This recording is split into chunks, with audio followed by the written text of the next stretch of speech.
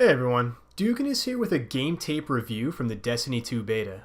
For those that are new to my channel, a game tape review is basically where I show the gameplay of a match that had a lot of plays and scenarios that can be learned from. So instead of playing the game audio, I comment on mistakes or good plays that were made.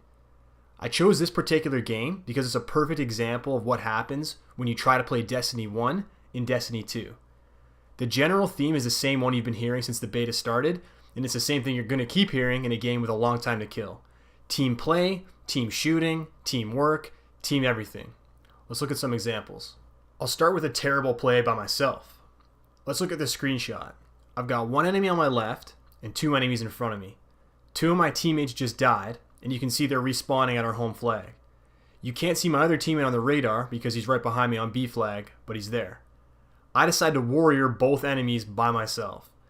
This was a bad decision, and I was lucky to trade kills. You will never win a 1v2 with such a high time to kill, especially within melee range. So if I could redo this play, I would turn left and 2v1 the isolated enemy. Then probably continue moving left behind cover to avoid an engagement with the two enemies coming from mid until our teammates show up. Then engage with them to prevent them from capping B flag. As soon as I respawn, we make another poor decision. One teammate is dead, but the other three of us are together. Running as a pack of three will generally work out well, but our positioning costs us big time here. We get stuck in a gunfight with three wide open lines of sight. Our opponent makes a really nice flank to our left and pinches us, so even though it was a 3v3, they had the angles. They got 4 kills to our 1, which really opened up the score. On the next play, both teams picked up power ammo. I was thinking of playing safe behind my shield because I didn't want to challenge whoever picked up power ammo. Johnny was thinking there are two of us and one of him, so we should go in for the 2v1.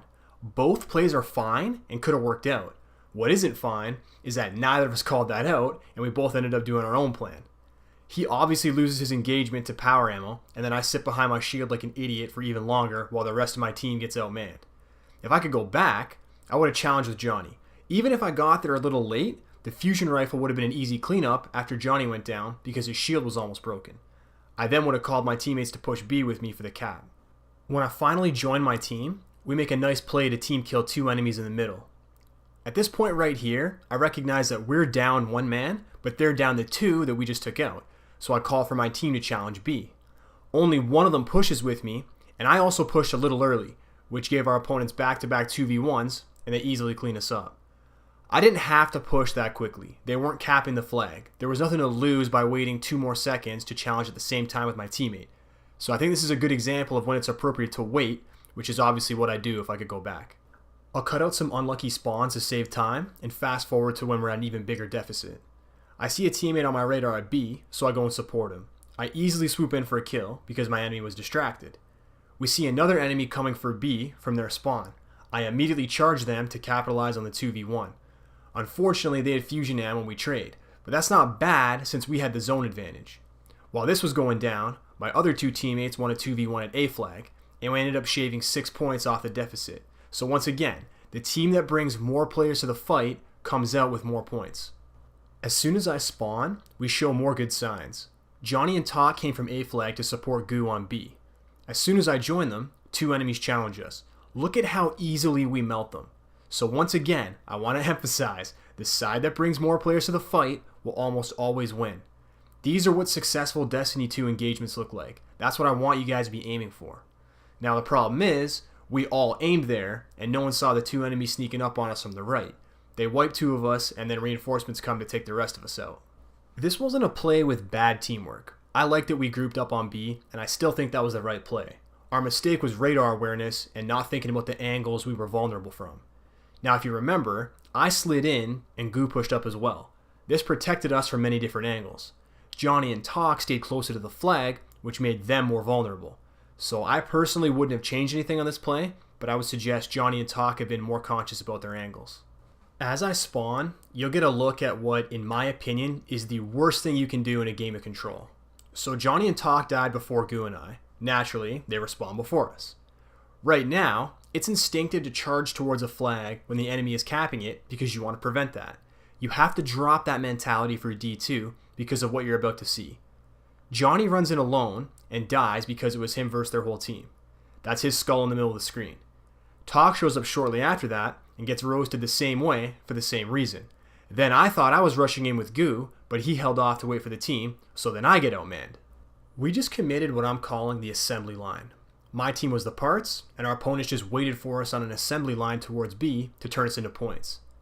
To avoid this, Johnny and Talk should have waited for me and Goo to respawn.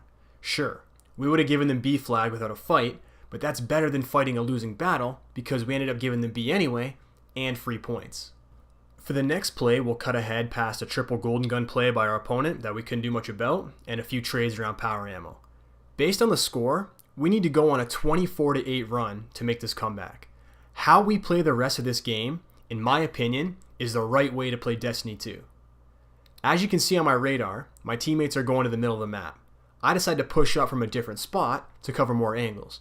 This pays off instantly as we pinch the Dawnblade.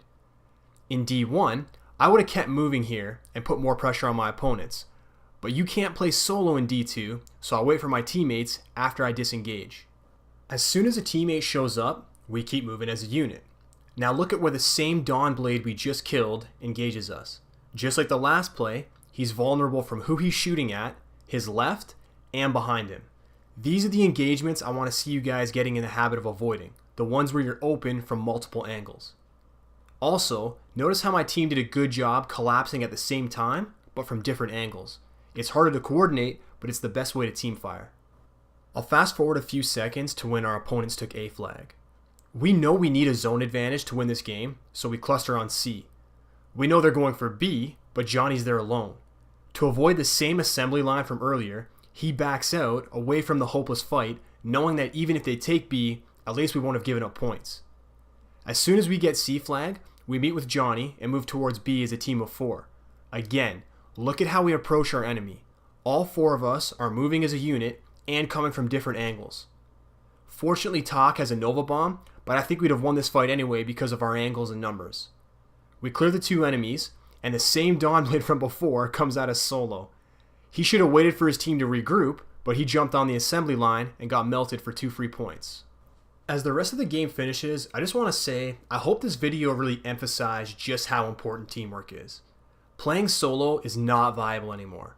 Disengaging from a losing fight is the right play, even if you give up a flag because of it. Otherwise, you'll be riding the assembly line. When attacking, wait for your team even if they're only a split second behind you, and avoid engagements where you're vulnerable from many different angles. In other words, don't do anything that Dawnblade did at the end of the game.